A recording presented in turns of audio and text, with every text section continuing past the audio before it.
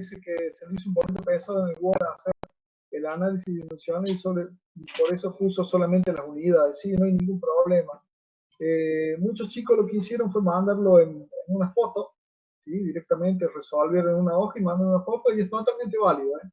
Yo no tengo problema con eso, porque la verdad que es más, por ahí se complica mucho y demoramos y perdemos mucho tiempo haciéndolo en Word. Queda muy lindo, es cierto, queda espectacular, pero por ahí cuesta mucho terminar de armarlo porque es bastante engorroso el proceso.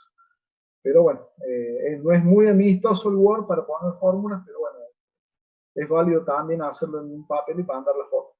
Traten, en el caso ese, si lo hacen en un papel y mandan la foto, sean lo más ordenaditos y prolijitos que puedan, dentro de las posibilidades, para que se entienda más rápido y se pueda corregir más rápido el elemento parcial, ¿sí?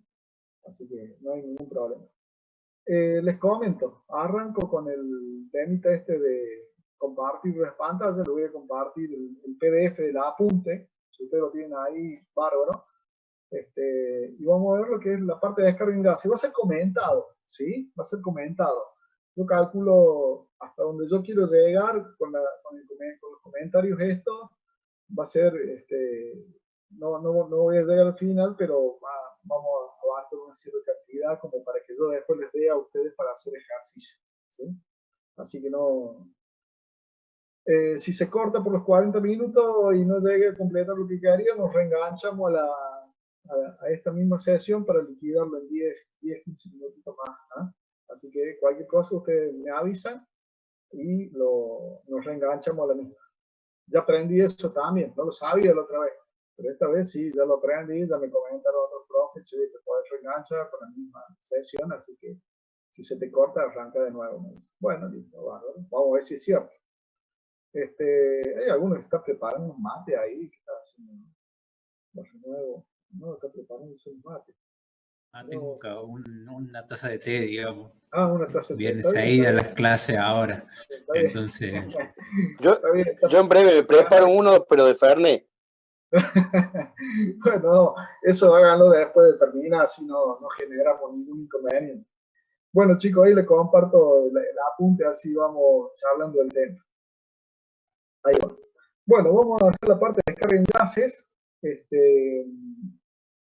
Vamos a ver de qué se trata, ¿sí? Un poquito en lo que es cotidianamente. Los gases en sí no presentan una conducción, debido a que los gases son moléculas en algunos casos, ¿sí? Átomos en otros casos, ¿sí? Y lo que ocurre es que cuando se forman moléculas, ya se equilibraron, por decirlo así, eléctricamente, ¿sí? Por lo tanto, están neutros en su carga eléctrica, y entonces en esa situación no conducen de electricidad, ¿sí? Y si tuviéramos átomos, sería en el caso de los gases nobles, por ejemplo, cuales también están completados su octeto, y en esa situación no hay una diferencia de carga, ¿sí? No prevalece la carga positiva o la carga negativa, y eso hace que tampoco tienda a producirse la conducción eléctrica. Pero para que haya conducción eléctrica, lo que necesitaríamos hacer es generarle un desequilibrio a ese átomo gaseoso, para que en esa situación sí lo podamos hacer o generar una conducción eléctrica. Quiere decir que si nosotros generamos un desequilibrio eléctrico en esa carga, es decir, que prevalezcan las cargas positivas sobre las negativas o las negativas sobre las positivas, y estamos hablando de un proceso de ionización, ¿sí? Hay muchas formas de producir el proceso de ionización. Van a leer el apunte, van a ver que está bastante ameno la explicación. Y uno de los procesos es cuando nosotros le podemos de alguna manera arrancar electrones al átomo o a la molécula que tenemos formada. Entonces, en esa situación, cuando nosotros tenemos, en el caso de los átomos, cuando pierde electrones, nosotros lo que estamos haciendo en esa situación es generar un elemento ionizado, y como el átomo perdió electrones, prevalecen las cargas positivas, por lo tanto, en ese caso es un ion positivo, ¿sí?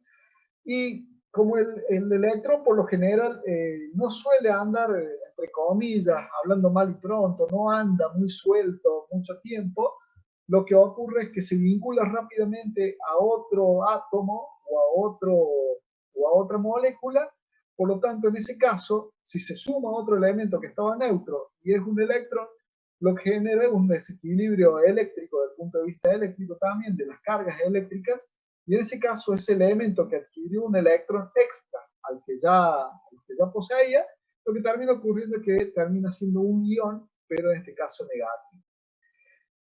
Para que nosotros tengamos una conducción eléctrica en los gases, necesitamos esos portadores de carga.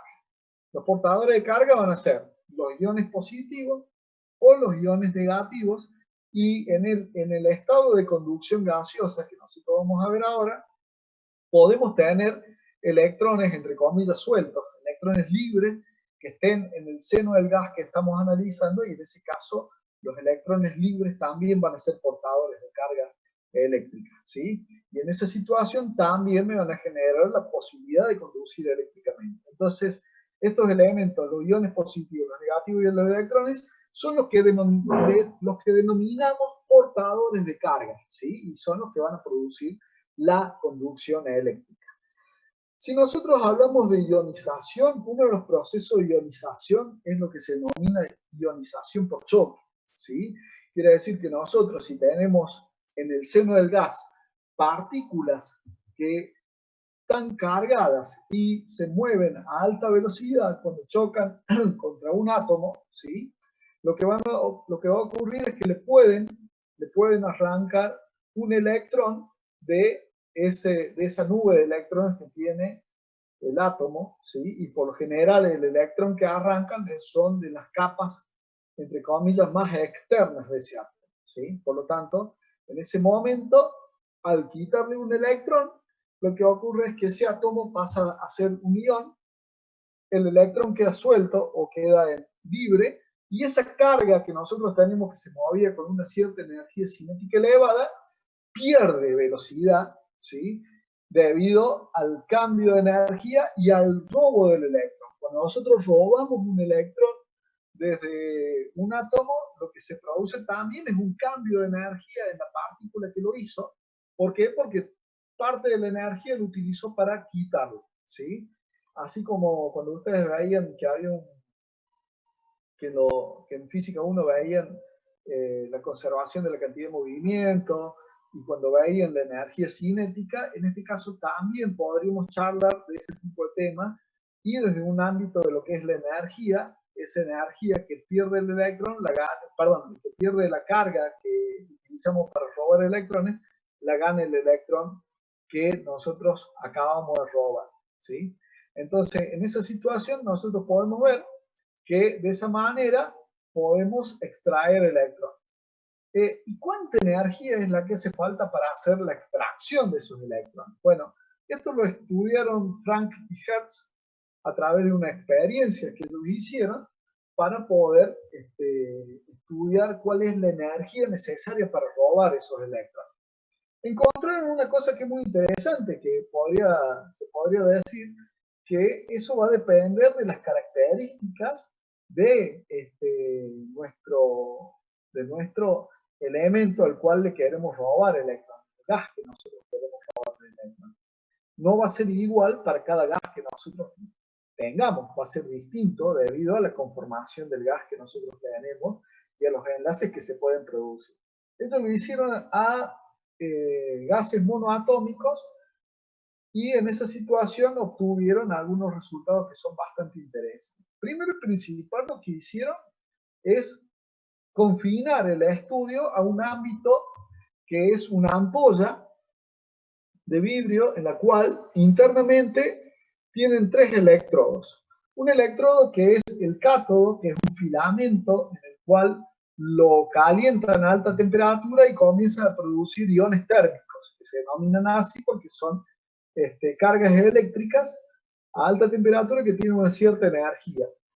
Y una rejilla que es una placa intermedia, un electrodo intermedio, que esa rejilla lo que hace es acelerar a las cargas eléctricas que salen del cátodo caliente que tienen ahí, y orientarlas para que se muevan hacia el ánodo, que es la placa P que ustedes van a observar que tiene esa ampolla.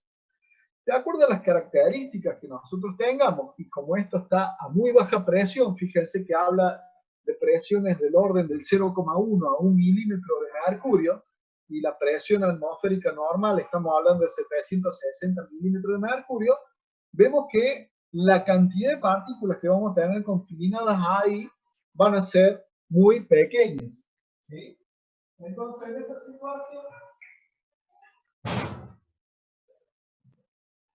en esa situación vamos a ver que eso es importante porque los elementos que vamos a utilizar para bombardear los átomos de gas que están ahí adentro necesitan ganar una cierta energía cinética para poder arrancar esos elementos, esos electrones de nuestros átomos que tenemos ahí.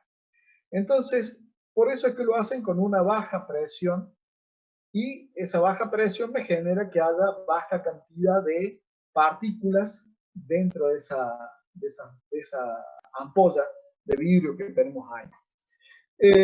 Genera una diferencia potencial para poder acelerarlos, ¿sí? Y que estos electrones que nosotros vamos arrancando vayan viajando y tengan un recorrido, ¿sí? Un recorrido en el cual no choquen contra otros elementos y pierdan la energía cinética que ha ganado. Una vez que pasan las rejillas que la utilizan para acelerar, ahí sí ya comienzan a generar una cierta cantidad de choques con otros elementos, ¿sí?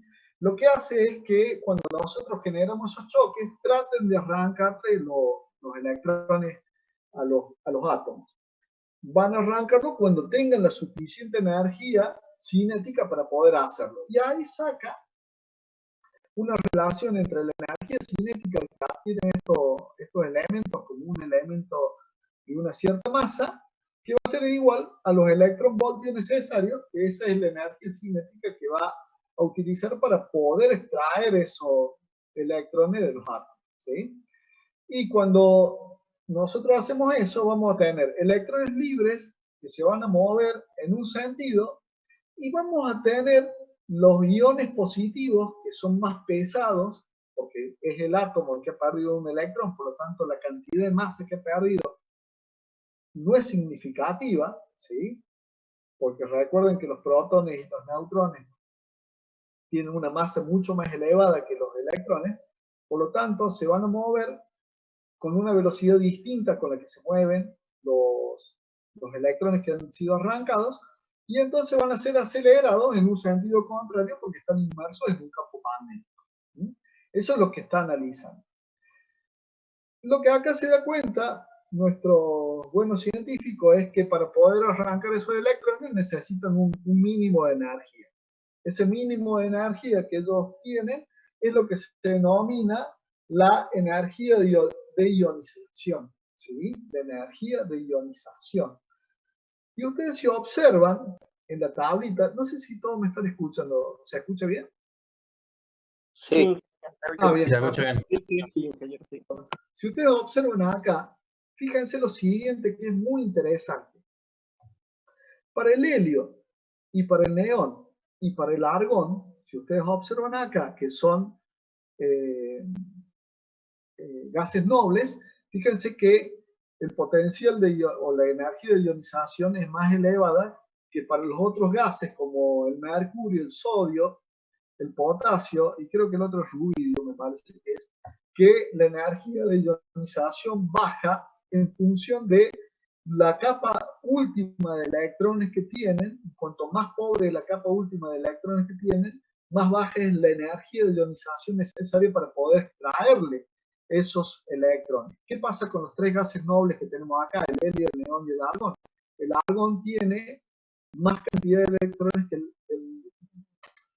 el helio y que el neón, por lo tanto tiene una capa exterior un poquito más grande, por lo tanto la energía para poder robarle los electrones de la última capa es un poco más baja. Pero los otros elementos como el potasio, ¿sí? O el sodio tienen mucho más bajo porque la última capa no está completa. Al no estar completa es mucho más fácil de robarle los electrones de esa última capa, ¿sí? Después de eso, lo que se estudia o lo que se trata de ver es qué pasa si nosotros podemos mantener esa descarga en un recinto, ¿sí? Es decir, ¿qué pasaría? Podemos mantener qué condiciones son las necesarias para que esa descarga o esa circulación de portadores de carga, cómo se puede mantener en un ámbito en el cual nosotros podamos confinarlo y podamos ver si podemos hacer que circule sola, entre comillas, esos portadores de carga. Es decir, si nosotros podemos hacer una descarga en gas que sea autónoma, entonces en esa situación nosotros tenemos que ver cómo hacer para que ocurra esa descarga autónoma.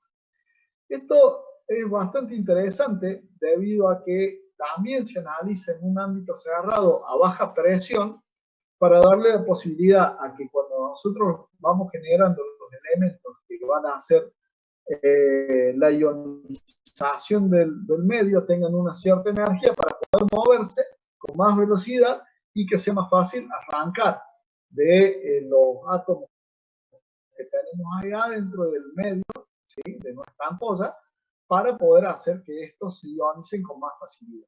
En este caso, no utiliza una regla que acelere los elementos, sino que la aceleración de los elementos lo va a lograr cuanto aumente el campo eléctrico que va a tener en este ámbito, ¿sí?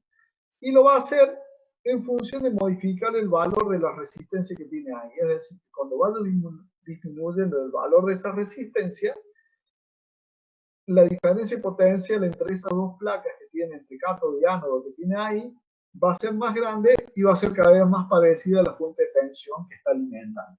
El amperímetro que tienen ahí es solamente los fines de registrar si comenzó a producirse una descarga o no. Para que comience a arrancar una descarga en este caso, no arranca sola, sino que necesitamos un agente ionizante externo, ¿sí? Un agente ionizante externo ahí se lo muestra y puede ser la radioactividad, ¿sí? Recuerden cuando veamos más adelante este elemento, la radioactividad. ¿Por qué? Porque la radioactividad, los elementos radioactivos, emiten partículas o emiten rayos, ¿sí? En los cuales tienen la capacidad de ionizar, ¿sí? Por eso se les llama a los elementos radioactivos, se les llama emisores de partículas ionizantes, a diferencia del campo eléctrico, del campo magnético, que no generan partículas ionizantes, ¿sí? En esa situación vamos a ver que la radioactividad es un elemento que me genera un agente, o es un agente ionizante. Otros elementos ionizantes son los rayos UV, ¿sí? Y los rayos cósmicos también son agentes ionizantes, ¿sí? Ahí no lo dice, pero también en algunas situaciones, nosotros si calentamos a una cierta temperatura algún gas, podemos comenzar a tener una cierta cantidad de elementos ionizantes. Pero bueno, lo vamos a dejar ahí, no lo vamos a poner, vamos a quedarnos con lo que nos está dando acá el apunte, ¿sí? Entonces, para comenzar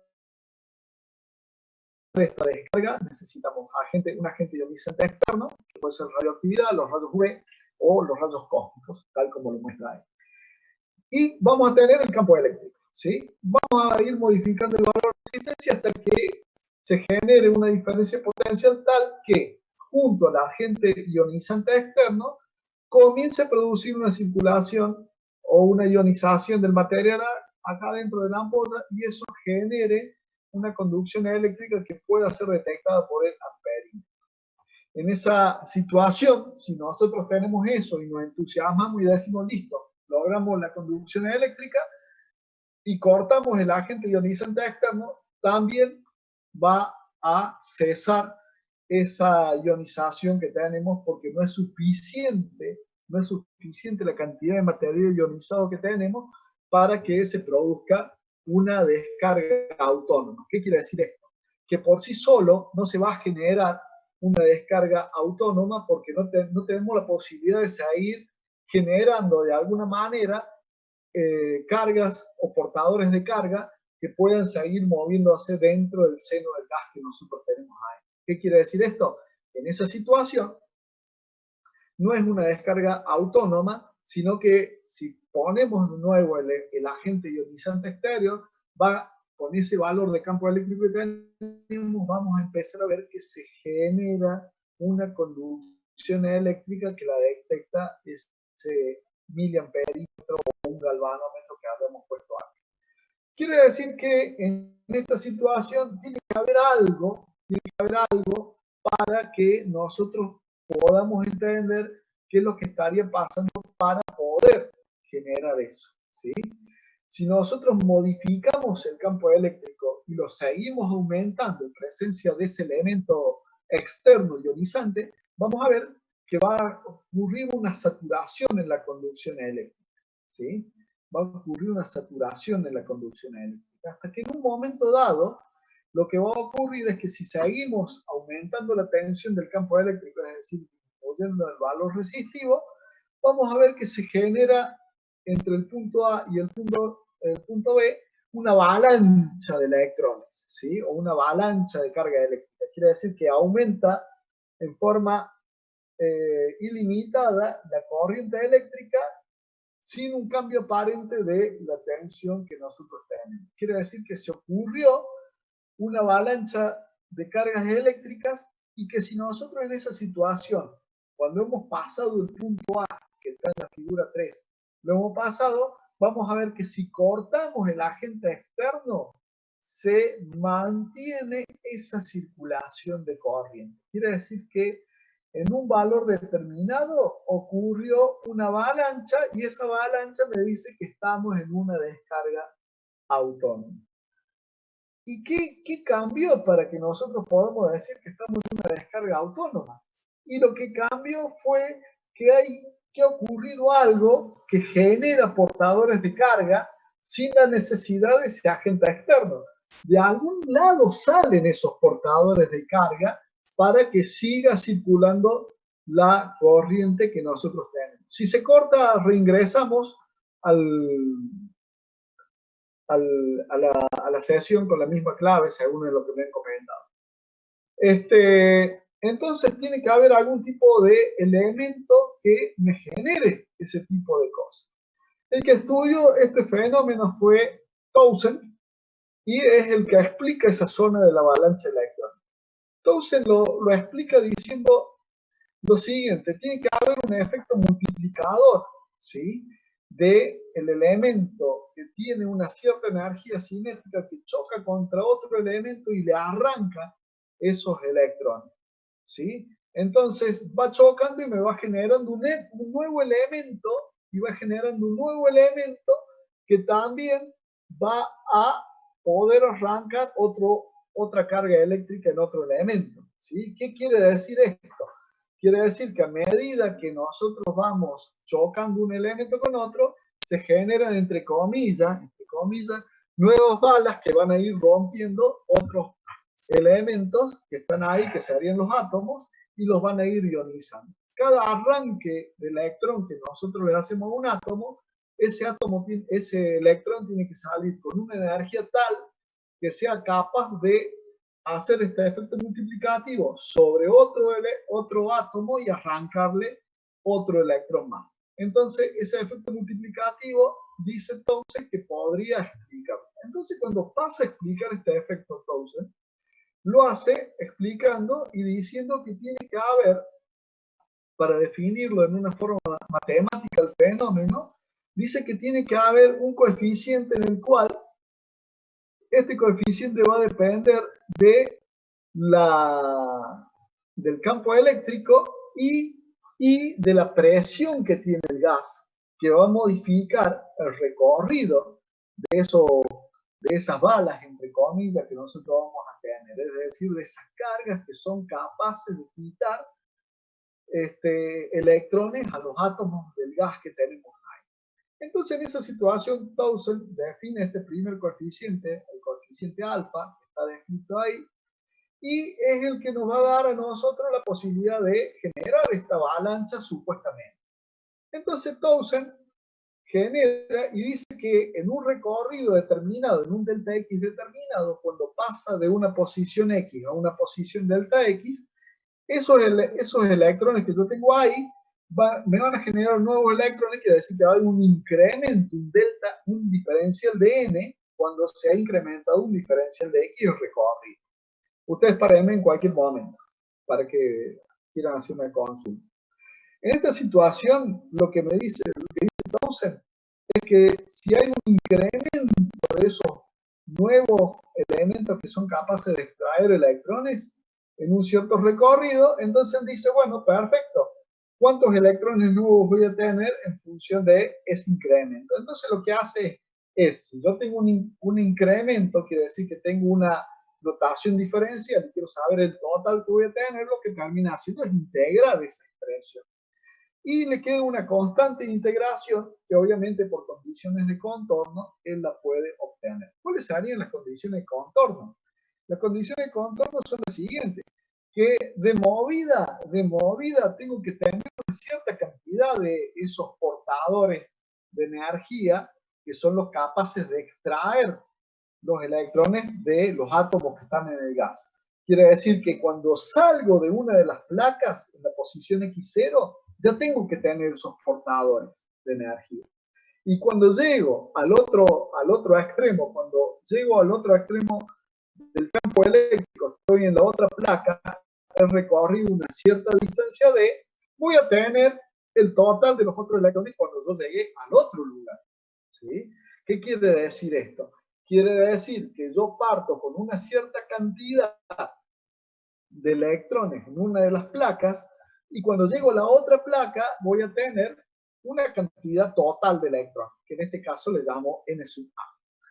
Entonces, si efectúo los reemplazos para obtener cuánto vale esa constante C, Townsend encuentra que la cantidad de electrones que finalmente va a tener cuando llegue al otro lado de la placa va a ser igual a la cantidad inicial que tiene por E a la alfa, que sería su coeficiente de Townsend, multiplicado por D, que sería la distancia que separan ambas placas. En esa situación, Townsend se da cuenta de lo siguiente, que si reemplaza N sub 0, la cantidad de portadores iniciales, la reemplaza por 0, quiere decir que no tuviera ningún portador, ¿sí?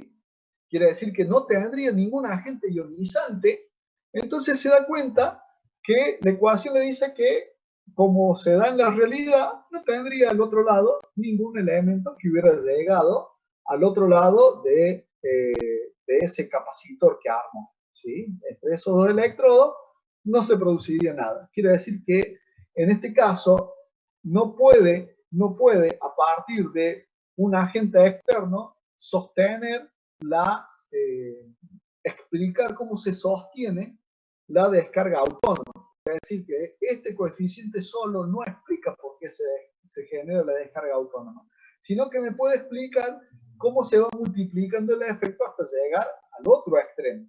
Pero no por eso me dice que esto me genera un mecanismo autónomo de descarga. Entonces Townsend piensa que tiene que haber otro elemento más, tiene que haber otra cosa más que hace que se genere esta descarga.